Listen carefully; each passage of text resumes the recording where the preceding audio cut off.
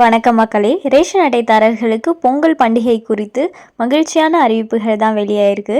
அது என்ன அப்டேட் அப்படிங்கிற முழு விவரங்களையும் தெரிஞ்சுக்க வீடியோ கொஞ்சம் கூட ஸ்கிப் பண்ணாமல் கடைசி வரைக்கும் முழுமையாக பாருங்கள். இதுதான் முதன்முறையாக நம்ம வீடியோ பார்க்குறீங்கன்னா மறக்காம நம்ம சேனலை சப்ஸ்கிரைப் பண்ணிவிட்டு அந்த லைக் பட்டனை தட்டி விட்டுருங்க. வாங்க வீடியோக்குள்ளே போகலாம். தமிழர்களின் பழம்பெரும் பாரம்பரியத்தையும் பண்பாட்டையும் பிரதிபலிக்கும் விழாவாக பொங்கல் பண்டிகை தமிழ்நாட்டில் சிறப்பாக கொண்டாடப்படுகிறது. இந்நாள் அறுவடை திருவிழாவாகவும் இயற்கைக்கும் உழவர் பெருங்குடி மக்களுக்கும் அவர் தம்மோடு சேர்ந்து உழைத்த கால்நடைகளுக்கும் நன்றியையும் மகிழ்ச்சியையும் தெரிவிக்கும் விழாவாகவும் ஒவ்வொரு ஆண்டும் கொண்டாடப்படுகிறது.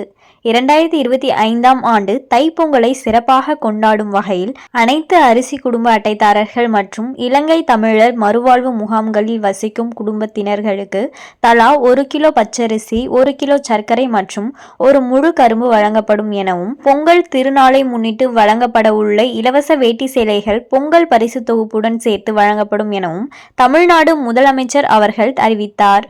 அதன்படி கடந்த 9/1/2025 அன்று சென்னை திருவல்லிக்கேணி நகர கூட்டுறவு சங்கத்தின் மூலம் சின்னமலை வேளச்சேரி பிரதான சாலையில் இயங்கி வரும் சைதாப்பேட்டை 11 நியாய விலை கடையில் தமிழ்நாடு முதலமைச்சர் அரிசி பெறும் குடும்ப அட்டைதாரர்களுக்கு பொங்கல் பரிசு தொகுப்பு வழங்கி திட்டத்தினை துவங்கி வைத்தார். இதன் மூலம் தமிழ்நாடு முழுவதும் 34,793 நியாய விலை கடைகளில் 2,20,94,585 அரிசி பெறும் குடும்ப அட்டைதாரர்கள் இலங்கை தமிழர் மறுவாழ்வு முகாம்களில் வசிக்கும் குடும்பத்தினருக்கு பொங்கல் பரிசு தொகுப்பு வழங்கும் பணி முழுவீச்சில் நடைபெற்று வருகிறது.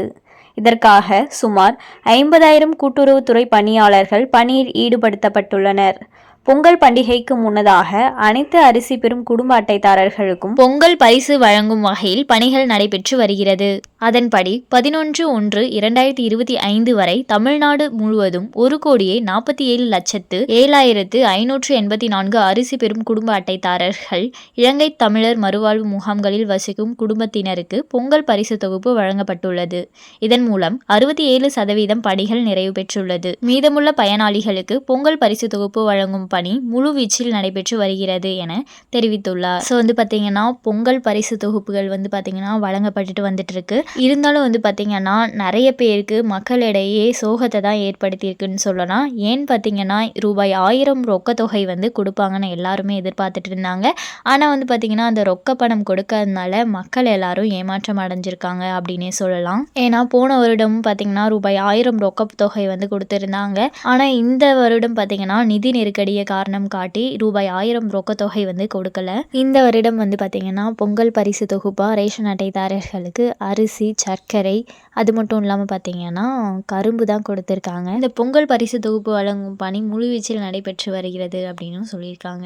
ஸோ மேலும் இது போன்ற அரசாங்கம் சார்ந்த அனைத்து அப்டேட்களையும் உடனுக்குடனே தெரிஞ்சுக்கணும்னு நினச்சிங்கன்னா மறக்காம நம்ம சேனலை சப்ஸ்கிரைப் பண்ணி பக்கத்தில் இருக்க பெல் ஐக்கானை கிளிக் பண்ணி அதில் ஆளுங்கிற ஆப்ஷனை செட் பண்ணி வச்சுக்கோங்க.